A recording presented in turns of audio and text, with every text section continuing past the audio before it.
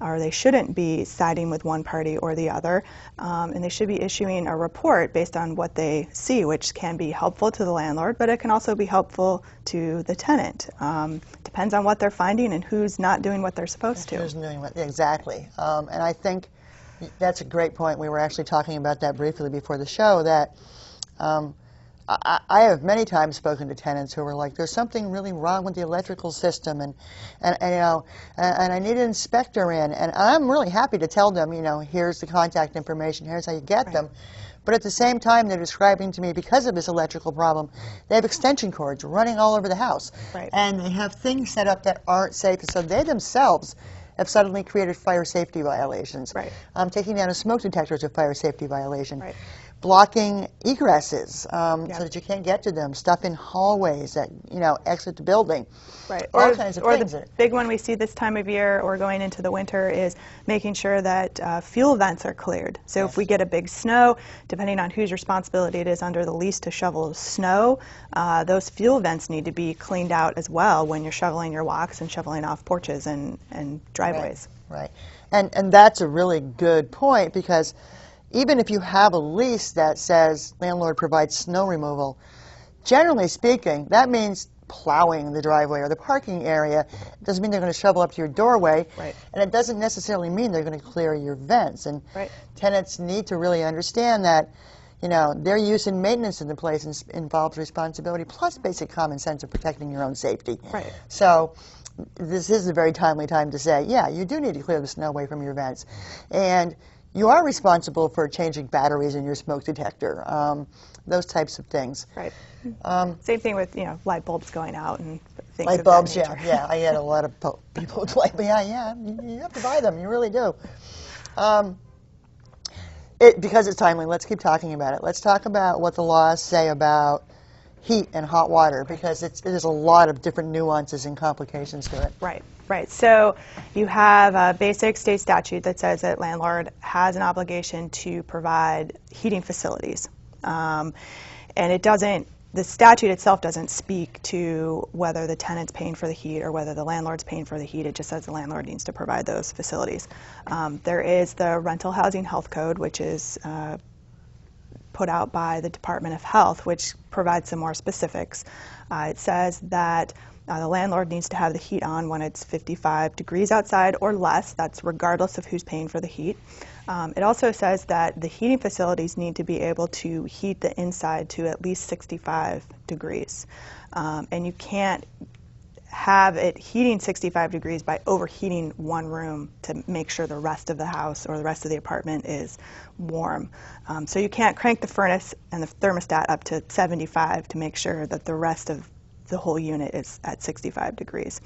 And there's tests so many feet off the ground that inspectors are trained to check to see if the heating facility is working properly. So if you haven't done it already, now's the time to get your furnaces serviced, get your boilers serviced. The state does require a red heating tag for every 2 years showing that you've had that unit serviced. That is a state law requirement. So. Everybody's running to check them now. My phone's going to ring up tomorrow morning. Absolutely, and which is fine, which is great. I want to go back to where you started with, and the statute that says landlord has to provide the facilities for heat and hot water. So obviously facilities means mechanical equipment, the furnace, the things like that. One of the things I hear a lot that even sometimes I kind of go, is the areas where it gets gray. And one of them I hear a lot about is fuel tanks. And I hear a lot from tenants that, well,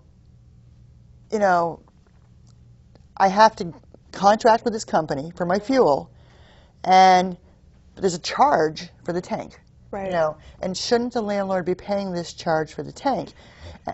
I think it depends on what type of fuel we're talking about. So if we're talking about propane, each company has their own tanks. And so it depends on what company the tenant is using. And if the next tenant that comes in is using a different company, that company is going to require their tanks to be dropped before they will deliver fuel. Now, if we're talking about heating oil or heating fuel, that's probably going to be considered part of the facilities that the landlord's providing, because that tank doesn't change depending on who's providing fuel.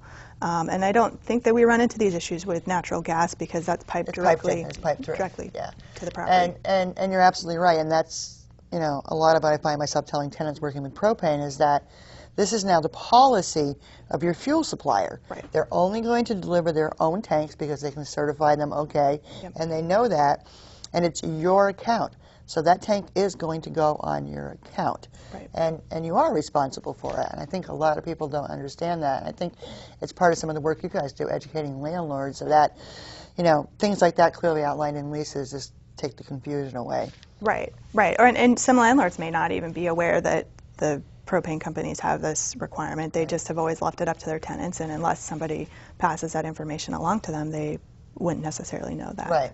And that's another piece that comes up a lot, that I find myself saying a lot. There's no requirement for a landlord to do any kind of special training. They don't have to have any classes. They don't have to get a certification or a license to rent out property. Nope. Okay, sometimes we wish they did. But, so the reality is a lot of times landlords just don't know. Right. Which is why I think you guys are such a great resource, because you do education the same way we do for tenants. Right, and we try to, if we're talking to a landlord and we see an area that maybe they need some information on, to get them that information or at least talk to them about it. So somebody could call up with a simple question about a security deposit, and it ends up getting into a much broader conversation as you hear things when you're talking to them on the phone. Right. So. Right.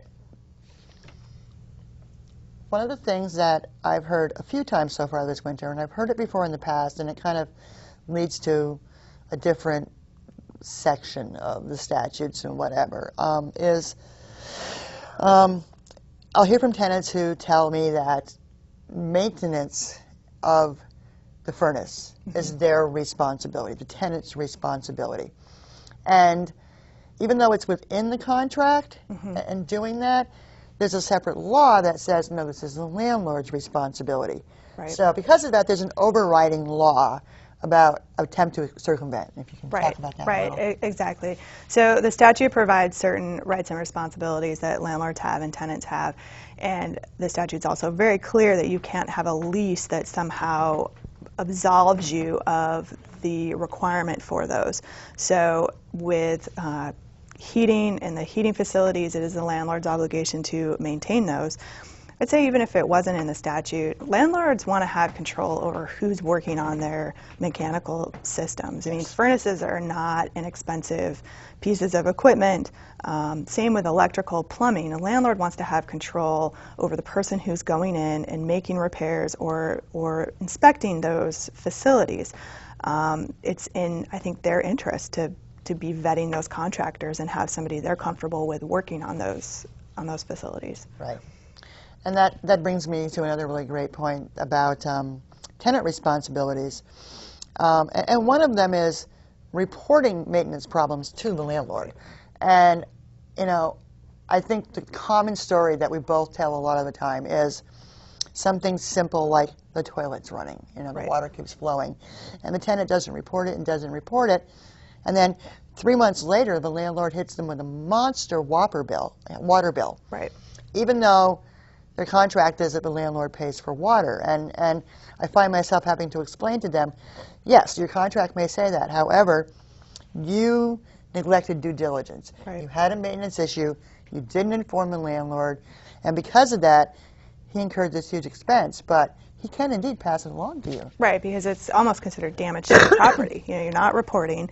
And at the time when you, as a tenant, don't report that something's wrong, it doesn't absolve the landlord of the requirement to fix it, but any damage that results from that non-reporting can be passed on to the tenant. Exactly. The other area where we see this is water leaks. The drip under the sink. If that goes unreported for a long period of time, it can cause damage to subfloors. It can cause damage to cabinets if it's in a bathroom or in the kitchen, and that's all items that the tenant can be asked to pay the landlord for. Absolutely. And can be deducted out of their security deposit. Yeah. I guess along those lines, if a tenant reports a problem, landlord has an obligation to come over and fix it. At the same time, the tenant has an obligation to let the landlord in to make those repairs. So we have landlords who run into the situation where the tenant has made the complaint, landlord's trying to fix it, and for whatever reason, the tenant won't let them in. So when you get into a battle such as that, that's another situation where even though the tenant reported it, the landlord can hold them responsible for any damage that's caused because they're not letting them in to fix it. Right, exactly. Exactly. And that's a piece I hear a lot too. So, I mean, there's a basic law in terms of, responsibilities and respect that in order to enter into the tenant's unit, because the tenant is the person in legal possession of the premises. Right. So in order to enter in a non-emergency situation, the landlord needs to give a 48-hour notice. Right. But I'll be working with tenants who have called code enforcement or a town health officer or a fire and safety inspector in, and they've done an inspection, they've hit the landlord with a list of these things are not in compliance and they need to be fixed by this time. Right. And the next day the landlord shows up or sends an electrician or a plumber, and the tenant doesn't want to let them in. Right. And I will tell you right up front, I tell them, you do have that right to a 48-hour notice. Right. But throw some common sense in there, because first of all, you need this fixed. This is a safety issue for you or a health issue for you. It needs to be fixed. And more importantly, there's a preface to that 48-hour law. Right. And it is, you want to do it? You want me to do it? Well, I can just jump in and say I think there's some confusion about what the statute says and what it means. The landlord can go in if there's an emergency. Right. And I think we all know an emergency when we see it. It's not a dripping faucet. It's not a dripping faucet. It might be huge amounts of water running or concern that the furnace isn't working in the winter. The other two times the landlord can go in are if the tenant consents. Correct. Or if the landlord has given 48 hours notice. And when the landlord gives 48 hours notice, they don't actually need the tenant's consent. So there's some confusion about that, where the landlord will give the notice and the tenant will say, but it doesn't work for me and I have to give you my permission to come in. That's unfortunately not the way it is. It works. It's not the way it is, right. But the tenant can always say, yes, landlord, you can come in on less than 48 hours notice. And I think if the landlord has a punch list of stuff that needs to be fixed, that would be one of those times that the tenant should say, okay, landlord, I know I haven't gotten 48 hours notice, but please come in and fix these things. Right. And the preface to the whole statute is the landlord can enter with the tenant's permission right in the law, which will not be unreasonably withheld. So again, you've called an inspector, they've ordered the landlord to do this stuff, somebody shows up to fix it, and you don't let them in. Right. Is that reasonable? Is that not reasonable? I mean, every situation is an individual thing. Right. But when push comes to shove, I recommend clients err on the side of getting the work done. Yeah. Let them in and get the work done. You have to do what you have to do about Absolutely. And you don't want it to turn into a battle. There's no reason for it. And I think that's the biggest part. And I think if nothing else, that's what I'm hoping to try to get across tonight, is that it doesn't have to be a battle. Right.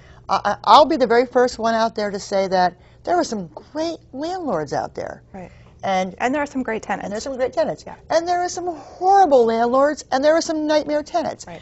And it's a meet them in the middle thing. And it's a business relationship. The landlord's selling something, you're buying it, and that kind of infers mutual respect. Right. And it's also a communication issue. So a lot of times when I think the relationship has reached that issue where the tenant's not letting the landlord in or landlord's not responding to the tenant, is that communication is just completely broken down between those two parties. Right.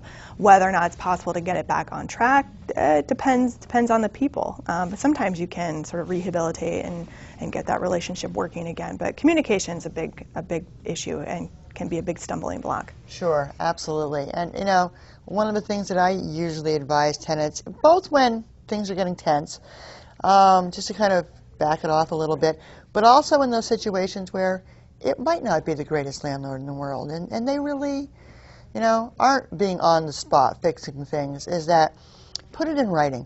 Always put it in writing. And again, write it down and send it to the mail.